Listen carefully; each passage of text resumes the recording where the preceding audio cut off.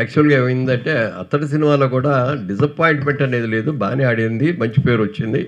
ఇప్పటికీ కూడా ఆ సినిమా గురించి ఎక్కడికి వెళ్ళినా కూడా మాట్లాడతారు. అది మాటలు అందులో డైలాగులు కానీ, పాటలు కానీ, కామెడీ సీన్లు కానీ, ఎవ్రీథింగ్ చాలా సక్సెస్ఫుల్. అయితే ఏంటంటే మేము మొదటి నుంచి కూడా మొదటి సినిమా దగ్గర నుంచి జగమేమాయి అది వారాలబ్బాయి ఫస్ట్ సినిమా జేబేరి బ్యానర్ మీద, దానికి ముందు మురళీ చిత్రాన్ని బ్యానర్ పెట్టి దాంట్లో రామదండు సినిమా చేసాం, పిల్లల సినిమా. అది కూడా బాగా సక్సెస్ అయింది. మాకు ప్లానింగ్ ఏంటంటే ఎప్పుడు కూడా మేము పేపర్ మీద ప్లాన్ చేసుకుంటాం. సినిమా అనగానే దీనికి క్యాస్టింగ్ ఎంత అవుతుంది, ప్రొడక్షన్ ఎన్ని రోజులు పడుతుంది, ఎంత అవుతుంది అని మేము బడ్జెట్ వేసుకుంటాం. ఆ బడ్జెట్కి 10% అటు ఇటే తప్ప ఎప్పుడు కూడా బడ్జెట్ 10% దాటి ఇంకో చోటికి వెళ్ళటం అనేది జరగల.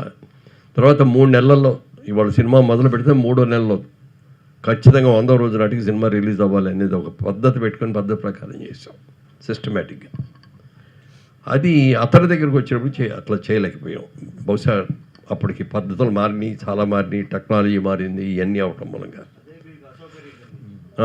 అసౌకర్యం అంటే సినిమా సక్సెస్ డబ్బుల గురించి కాదు, ప్లానింగ్ లేకుండా అయిపోయింది. సినిమా బడ్జెట్ ఏంటో తెలియకుండా అయిపోయింది, ఎప్పుడు పూర్తవుతుందో కూడా తెలియదు అనేటటువంటి భావన కలిగిన మాట మాత్రం వాస్తవమేనండి. అలా అని మీకు చెప్పి మానలేదు, కానీ అప్పుడే ఆ సినిమా జరుగుతూ ఉండగానే రాజకీయ ఎంట్రీ జరగటం. ఒకసారి నా కాన్సన్ట్రేషన్ అందులో దిగిన తర్వాత ఇందాక ప్రభు గారు చెప్పినట్టుగా ఫస్ట్గా నిలబడింది రామారావు. ఫస్ట్లో అడిగారండి పిలిచి, మేము అప్పుడు మనందరం కూడా మెడ్రాస్లోనే ఉన్న రోజుల్లో వచ్చి అడిగితే మీరు ఎంపీగా పోటీ చేయండి అంటే నేను చెప్పాను, సార్ మీలాగా సాక్రిఫైస్ చేసి నేను రాలేనండి, నాకు ఇంకా చాలా బాధ్యతలు ఉన్నాయి, పిల్లలు చదువుకుంటున్నారు, ఇటు ఎటు కాకుండా అవటం నాకు ఇష్టం లేదని చెప్పి అని చెప్తే పాప కన్విన్స్ అయ్యారు ఆయన. తర్వాత మళ్ళీ కొన్నేళ్ళు అయ్యేటప్పటికి అన్ని రకాలుగా సెటిల్ అయ్యావని చెప్పి చంద్రబాబు నాయుడు గారు మళ్ళీ పిలిచి ఆ రోజు రామారావు గారు చెప్తే నువ్వు కాదన్నావు, ఇప్పుడు చెయ్యి అని చెప్పి మళ్ళీ ప్రశ్న ఇచ్చారు. అప్పుడు కూడా నో అని చెప్పి ఇంటికి వెళ్ళిపోతే మరి కోటేశ్వర శివప్రసాద్ గారు కంబాటి రామ్మోహన్ గారిని పంపించి ఎలా అయినా సరే ఒప్పించి తీసుకురా అన్నారు. దాదాపుగా 5 గంటల సేపు మా ఇంట్లో కూర్చొని నన్ను కన్విన్స్ చేసి ఒప్పించారు. ఆ దిగిన తర్వాత ఫస్ట్ ఎలక్షనే నా ప్రభు చెప్పినట్టుగా గెలిచి ఓడిపోయారు.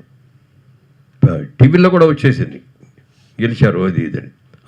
అంటే 7 కాన్స్టిట్యున్సీస్ ఉంటాయి ఎంపీకి, 6 కాన్స్టిట్యున్సీస్లో 40,000 మెజారిటీ వచ్చింది. ఈ లాస్ట్ ఇంకొక కాన్స్టిట్యున్సీ ఉంది, దాంట్లో కూడా ఇంకా అవ్వలేదు ఇంకా కౌంటింగ్. అది ఏం జరిగిందో నాకు తెలుసు కానీ చెప్పలేను.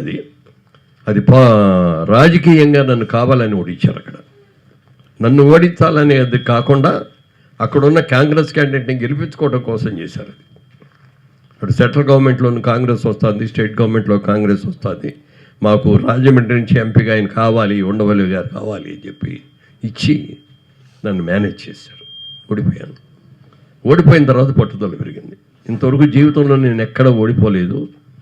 ఎక్కడైతే ఓడిపోయామో, ఎక్కడ పోగొట్టుకున్నామో అక్కడే ఎత్తుక్కోవాలి అని చెప్పి 5 ఏళ్ళు అక్కడే ఉండి, రాజకీయంలో నేను ఎంపీని కాకపోయినా కూడా అన్ని రోజులు అక్కడే ఉండి 5 సంవత్సరాలు కూడా సంక్షేమ కార్యక్రమాలన్నీ కూడా నా సొంత డబ్బులతో ఖర్చు పెట్టి, ఆ తర్వాత మళ్ళీ అదే కాన్స్టిట్యున్సీలో 175,000 మెజార్టీతో గెలిచి, నేను గెలవటమే కాకుండా నా 7 ఎమ్మెల్యేని కూడా గెలిపించుకున్నాను. ఇక అంత కాన్సన్ట్రేషన్ ఇదిలో ఒక 15 ఏళ్ళు జీవితం అంతా రాజకీయం వెళ్ళిపోయింది. మళ్ళీ వచ్చి సినిమా తీద్దాం అనుకునేటప్పటికీ సినిమా ఇండస్ట్రీ ఆ రోజుకి ఈ రోజుకి చాలా మార్పులు వచ్చినాయి. టెక్నాలజీగా అద్భుతంగా పెరిగింది, మంచి సబ్జెక్టులు చేస్తారు. ఇదివరకు ఓన్లీ ఆంధ్రప్రదేశ్లో తెలుగు వాళ్ళు ఉన్న దగ్గరే సినిమా రిలీజ్ అయ్యే సినిమా ఇవాళ వరల్డ్ వైడ్గా ఆడుతుంది. సాంకేతిక ఇప్పుడు గొప్ప వాళ్ళు వచ్చారు, సాంకేతికంగా కూడా ఎన్నో డెవలప్మెంట్స్ వచ్చినాయి. మరి దీన్ని నేను దాంట్లోకి ఎమర్జ్ అవ్వడానికి కొంచెం టైం పట్టేటట్టు ఉంది. ఆ టైం తీసుకొని పెద్ద సినిమాల జోలికి వెళ్ళను, కానీ ఎవరికైనా ఏదైనా ప్రాబ్లం వస్తే ఏం చేయాలి, ఎవరిని అడగాలి, ఎవరికి చెప్పాలి అనేది కూడా తెలియనటువంటి అగమ్యమైన గోచర్లో ఉండిపోయాం. ఆ టైంలో ఒకసారి సుబ్రహ్మరెడ్డి గారు ఆర్టిస్టులందరినీ చార్టర్ ఫ్లైట్లో తీసుకుని వెళ్ళి వైజాగ్లో క్రికెట్ మ్యాచ్ ఆడించారు.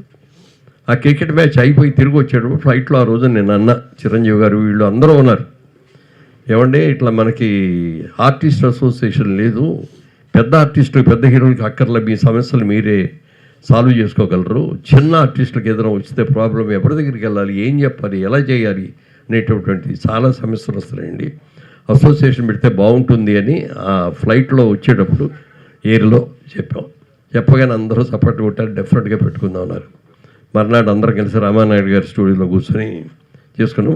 ఫస్ట్ 6 months ఒక నామినేటెడ్ బాడీలాగా వేసుకొని తర్వాత 1 year తర్వాత 2 years తర్వాత ఎలక్షన్ పెట్టుకుందాం అని అనుకున్నాం.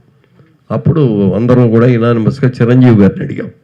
చిరంజీవి గారు మీరు ప్రెసిడెంట్గా ఉంటే బాగుంటుంది అని చెప్పి ఆయన అన్నప్పుడు నాకు వీటి గురించి పెద్దగా తెలియదు, మురళీమోహన్ గారికి తెలుసు కాబట్టి ఆయన సెక్రటరీగా ఉండేటైతే ఫౌండర్ ప్రెసిడెంట్గా నేను ఉంటాను, ఆయన ఫౌండర్ సెక్రటరీగా ఉంటే చేస్తాను అని చెప్పి మాట ఇచ్చారు. ఆ మాట మీద దానికి ఏం పేరు పెట్టాలి అన్న దాని మీద కూడా నాకు, ఎందుకంటే మలయాళం వాళ్ళది అమ్మ అసోసియేషన్ అనేది ఒకటి ఉంది, అంటే association of Malayalam movie artist అని అమ్మ, దానికి తగ్గట్టుగా రావాలి అని ఆలోచించి మూవీ ఆర్టిస్ట్ అసోసియేషన్ MAA మా అంటే అమ్మ అని ఉంది. హిందీలో అయితే మా అనే అంటారు, అమ్మ అని పిలవరు. ఇది మంచి పేరు అవుద్ది అని చెప్పి అది సెలెక్ట్ చేసుకొని బాబు గారితో మోనోగ్రామ్ అయ్యని కూడా చేయించుకొని చేసాం. ఆ రోజు రూపాయి లేదు అసోసియేషన్కి. ఏదైనా వస్తే చిరంజీవి గారు, నేను, రామానాయుడు గారు, ఇంకొకళ్ళు తలా జేబులు వచ్చి తీసుకొని వెళ్ళి చేసి మా ఇల్లే ఆఫీసు మా స్టాఫ్ దానికి ఇది చేసాం. చాలా బాగా చేసాం. అది పెద్దది అయింది, బ్రహ్మాండంగా జరిగింది. చివరికి మళ్ళీ నేను రాజకీయాల్లోకి వెళ్ళిన తర్వాత అది కూడా గాడి చెప్పింది. కొంత కన్ను చూసి ఎంత ఉందో ఎక్స్ప్రెషన్ బ్రహ్మాండంగా ఉంటుంది. మంచి విలన్ అవుతాడయ్యా అన్నాడు ఆయన. విలన్ అవటం ఏంటండి బాబు, అతనికి ఉన్న టాలెంట్ చూస్తే నాకే మర్చిపోతాంది, ఇండస్ట్రీకి మొగుడవుతాడండి అన్న. ఇదే మాట నేను అన్నది, రెండో మాట కాదు, నిజంగా అన్నట్టే. అంత పెద్ద హీరో అయ్యాడు. ఎంత పెద్ద హీరో అయినా ఇవాళకి కూడా నన్ను అన్నయ్య అని పిలుస్తాడు ప్రేమగా. నాకు పద్మశ్రీ అవార్డు వచ్చింది అని తెలియగానే మరుసటి రోజు ఇంటికి వచ్చేసి 1 గంట సేపు ఇంట్లో కూర్చొని సత్కరించి వెళ్ళిన మనిషి. ఎప్పటికీ కూడా అన్నయ్య అనే పిలుస్తాడు ఆయన. అలాంటి అన్నయ్య నాకు ఉండటం చాలా సంతోషం. ఇప్పుడు మామూలుగా ఫారిన్ కంట్రీస్లో ఈ సాంస్కృతిక సంస్థల వాళ్ళు, రకరకాల సాంస్కృతిక సంస్థల వాళ్ళు ఇక్కడ నుంచి సినిమా యాక్టర్లను తీసుకెళ్ళిపోయి అక్కడ సన్మానాలు చేయటం, ఉగాది వేడుకలు, ఉగాది పండుగలు, లేకపోతే పురస్కారాలు, అవార్డులు చేస్తుంటారు కదా. అలా తీసుకెళ్ళినటువంటి ఒక సంస్థ ఒకటి దుబాయ్లో ఒకటి ఉంది, అబుదాబిలో. ఆ కుర్రోడు నాకు చాలా తెలిసిన కుర్రోడు, 12. మీరు రోజు ఇలా తీసుకొచ్చి ప్రతి సంవత్సరం తీసుకొచ్చి ఈ విధంగా కార్యక్రమాలు నిర్వహిస్తుంటారు కదా, మీకు మోస్ట్ కంఫర్టబుల్గా ఫీల్ అయిన వ్యక్తి ఎవరు అంటే? ఎందుకంటే వీళ్ళని తీసుకెళ్ళి హోటల్స్లో పెడితే రకరకాల విన్యాసాలు చేస్తుంటారు, రకరకాల గొంతెమ్మ కోరికలు కోరుతుంటారు, వాళ్ళని పీల్చి పిప్పి చేస్తుంటారు. అలా మిమ్మల్ని ఇబ్బంది పెట్టిన వాళ్ళు ఎవరు, మిమ్మల్ని మోస్ట్ కంఫర్టబుల్ జోన్లో పెట్టిన వ్యక్తులు ఎవరు అంటే the one and only name I heard is Muralimohan గారు. అతను చెప్పిన మాట, మురళీమోహన్ గారు అన్న దేవుడు అన్న ఆయన మేము తీసుకొచ్చి స్టార్ హోటల్స్లో పెడతాం, ఆయన రేంజ్కి ఆయన మేము గౌరవంగా ట్రీట్ చేస్తాం, కానీ ఆయన వీళ్ళకి అనవసరంగా రూపాయి ఖర్చు పెట్టించకూడదు. వీళ్ళతో బయటికి వెళ్తూ రూమ్కి వెళ్తూ డిపార్ట్మెంటల్ స్టోర్ దగ్గర ఆగి వాటర్ బాటిల్ కూడా ఆయన కొనుక్కెళ్తారని ఆయన డబ్బులతోటి. స్టార్ హోటల్లో వాటర్ బాటిల్ అంటే 400-500 ఛార్జ్ చేస్తారు ఫారిన్ కంట్రీస్లో. అలాంటిది అది ఆ ఖర్చు మాకు ఎందుకంటే డిపార్ట్మెంటల్ స్టోర్లో వాటర్ బాటిల్స్ తీసుకెళ్లేటువంటి గొప్ప వ్యక్తి అన్న. మేము ఏం పెడితే తింటారు, ఎలాంటి కంఫర్ట్ ఇస్తే అదిలో ఉంటారు. అలాంటి వ్యక్తులు ఎన్నిసార్లు వచ్చినా పూజించుకొని మేము గౌరవించుకుంటామని చెప్పాడు. ఇంకా వరస్ట్ ఎవరని కూడా అడిగాను. ఒక ప్రముఖుడి పేరు చెప్పారు, ఎందుకులే కానీ అమ్మా నన్ను ఇరికిద్దామని జరగదు. సో ఇంత చక్కని వ్యక్తిత్వం, మంచితనం కలిగినట్టు మురళీమోహన్ గారిని మన ఫిలిం క్రిటిక్స్ అసోసియేషన్ ఈ విధంగా సన్మానించుకోవటం చాలా వెరీ ఔచిత్యానికి మారాకు తొడిగినటువంటి సందర్భంగా నేను భావిస్తున్నాను.